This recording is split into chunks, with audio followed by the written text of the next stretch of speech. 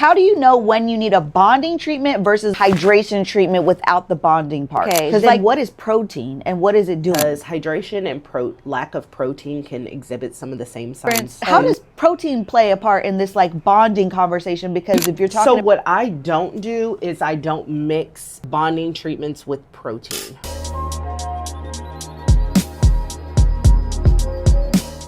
You know what's crazy? I always recommend bond treatments, but before this day, I didn't even know why. So I asked my hairstylist to break down the science. You're gonna wanna get comfy and probably a notepad for this. By the end of this video, we are going to understand the difference between bond treatments, protein treatments, hydration treatments, and why all hair damage is not the same. Oh my gosh, what is this on my head? It feels so good. It's like minty and like... It's a charcoal and lemongrass detoxifying shampoo. Ooh. And then the peppermint and aloe tonic from Design Essentials. Gosh, it's so good. I pushed my wash day out for 3 days to get this experience. Literally, I was like, I wanted to wash my hair the other day so bad. I was like, nope, I'm waiting because I already know Olivia gonna get me right. This is your bonding portion. Okay, because Hydrasilk is a bond treatment? Yeah. Oh, I didn't know that. Yeah, okay, well, that's a great segue. Give us a rundown of the Hydrasilk because it's been a minute since we talked about it. Because it's both hydration and bonding, which are the perfect combination in my eyes. Being that it's a bonding treatment, the first part that's sprayed on is your bonding portion. So how bonding treatments work is they internally repair the hair. So internal. So hair has 3 different type of hydrogen or 3 different type of bonds. It has your hydrogen bond, it has salt, and it has your disulfide bond. The disulfide bond being the strongest bond in the hair that is usually broken with chemicals, wear and tear, etc. on the hair. What that bonding does is it goes in and repairs that disulfide bond. The strongest bond repairs those bonds in the hair, so it has strength from the inside out. Got it. So it prevents damage, it prevents breakage. The hair is stronger when wet. It repairs curl patterns because when those bonds are broken is when you start losing elasticity, when you start your curl pattern. Yeah. Patterns damage goes in and repairs that. Then it follows it with hydration. And usually when we speak to hydration, it's affecting just the cuticle of the hair. Okay. So our hair has that external layer. It's called the cuticle. It's almost like scales with wear and tear. Yeah. They can even chip, break of sorts. Hydration goes in and hydrates. So from the outside, you get that shine, you get that luster. Because it's really treating the cuticle, that outer layer. Okay. So you get internal repair and external repair. Ah, okay. Hydrasilk. So okay. And that's how bonding treatments work. Because bonding treatments are all about addressing that internal so what happens or what is the state of most people's hair then if they're not doing bonding treatments regularly? It depends. So there's so many factors that affect how people's hair damage. Yeah. See damage, I should say. So it could be more extreme cases where they're color treated with some internal issues and they're taking medications, all of those things, and they're using a lot of heat on the hair, right? It's a culmination of just a bunch of things. Yeah, it would be like damage from a lack of hydration, which your cuticle is dried out. But then you're also having damage from these internal factors. So really damage could be multiple different sources of damage, but there's 2 places, external and internal, that the damage could be actually happening at. How do you know when you need a bonding treatment versus hydration treatment without the bonding part? Because that exists, right? It does exist. It exists separately. So bonding, I always tell clients, it's also preventative. Okay. So look at it as preventative. So if you are stressing the hair in any way, like I said, that could be heat. Those could be physical stressors, internal stressors. Then usually you do need a bonding treatment, especially if you have chemicals on the hair. Okay. It's almost a guarantee. Yeah. Products are formulated, especially when it comes to color.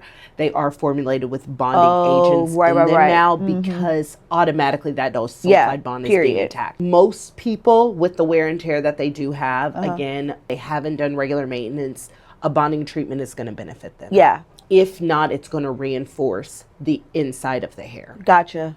Hydration is interesting because hydration and lack of protein can exhibit some of the same signs too. Usually it's dry, it's brittle, you're seeing small pieces of breakage. The hair isn't as shiny because natural luster and shine comes from hydration. Gotcha. Water. Just Now, granted, I know some people with different hair textures just are not going to have that silky shine naturally, but at the same time, a lot of people, would you say, are lacking in hydration, and one of the biggest ways you can tell is whether or not your hair is shiny or not?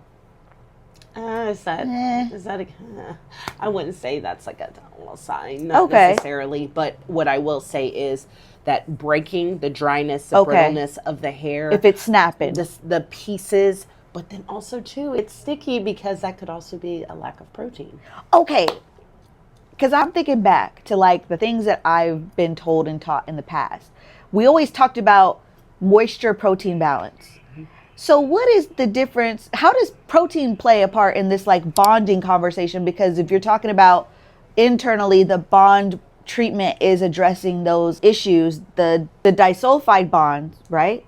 Okay, then what is protein and what is it doing?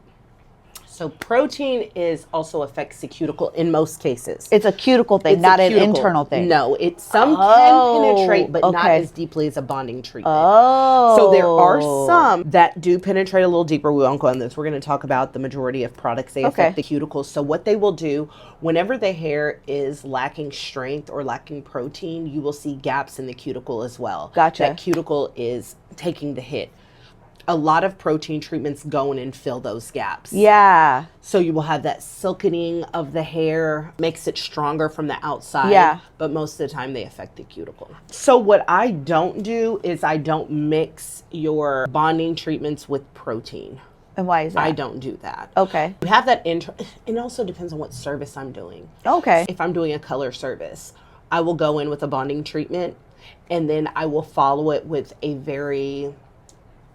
less intensive restorative conditioner. Okay. So it does address strength, but it's not going to interfere with that bonding treatment. Okay. Again, you don't want to overload the hair. You don't want to put too much on it. The DIY girls at home who are like, I'm going to do a treatment and I'm not going to go to the salon. The biggest difference between the over-the-counter for the DIY girlies at home and what we get salon quality products is going to be the intensity of the products. So your bonding treatments are not going to be over the counter. Yeah. Not the same strength. Like to compare it to your doctors, you're not going to get the same Tylenol. Right. 2 different Tylenols, baby. Not the same. Right. So, so the maker of the Hydrasilk, she actually said, so there's another treatment that I do use a lot, and you've had it before, the STS. Wait 2 weeks between the two of them.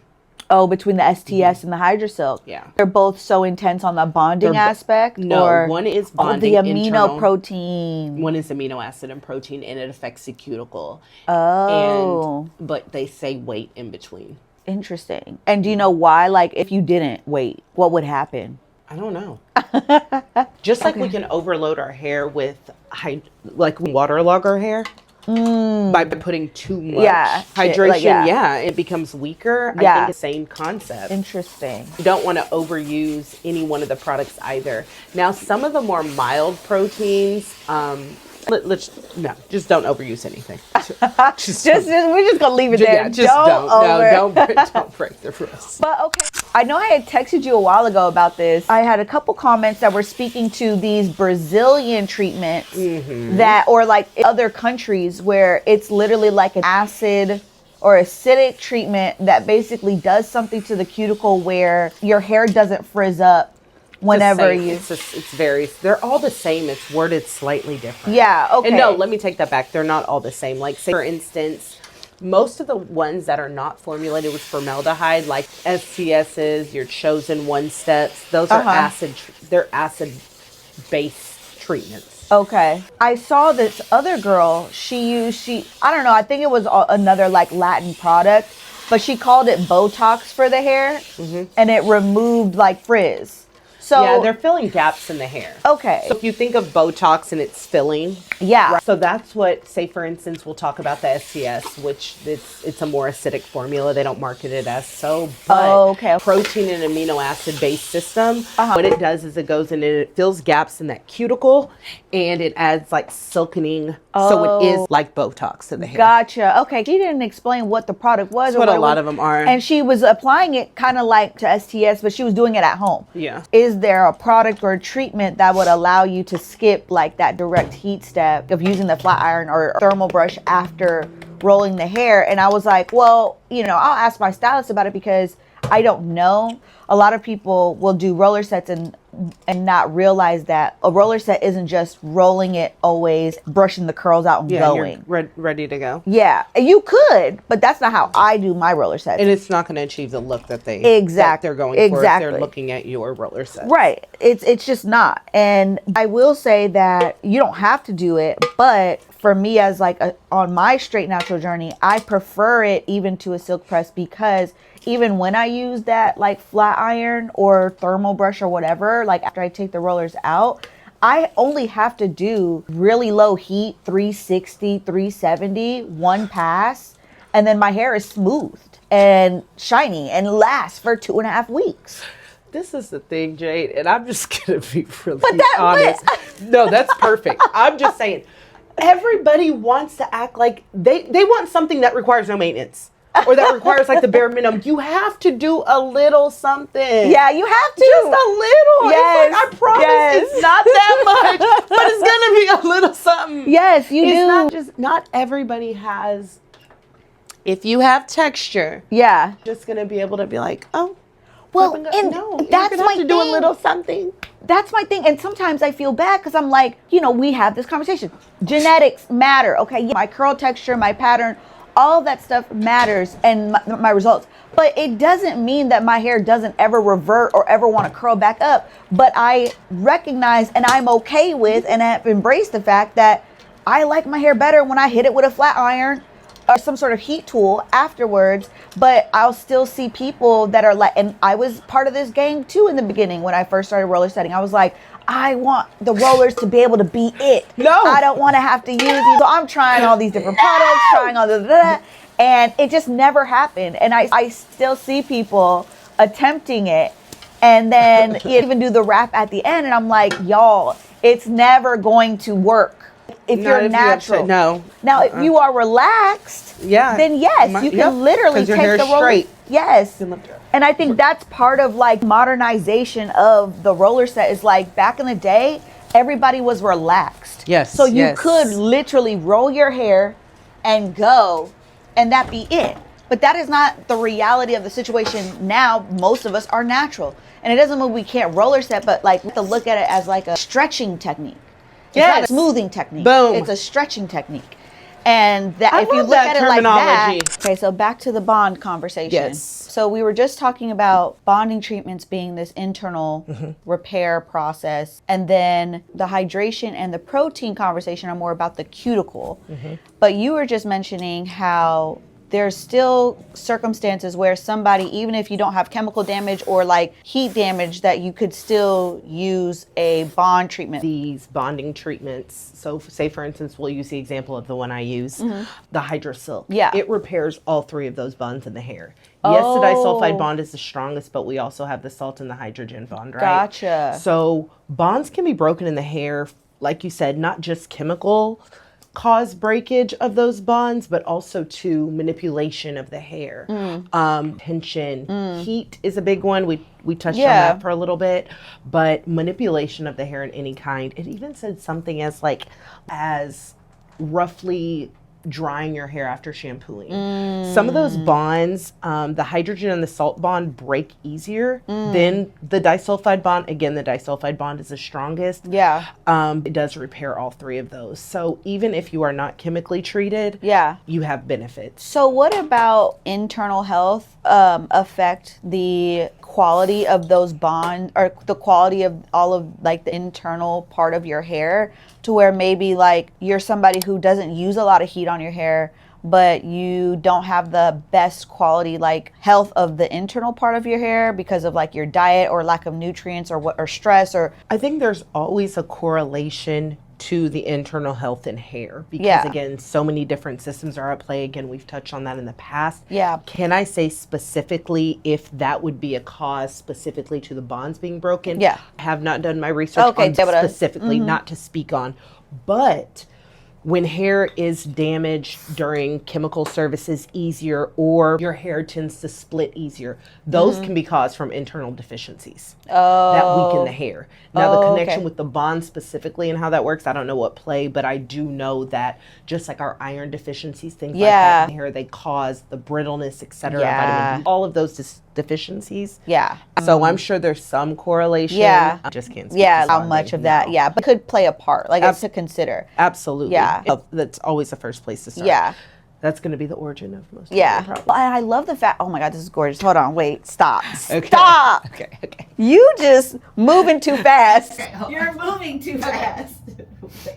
Ooh, girl. Oh my God, so good. Who needs pregnancy braids when you can get your hair to be like this? Like, no, don't braid me down for birth. I want my hair to be this before birth. Okay? Oh, so good. Every time. I love it. Oh my gosh. You're so cute. Thank you. Thanks to you.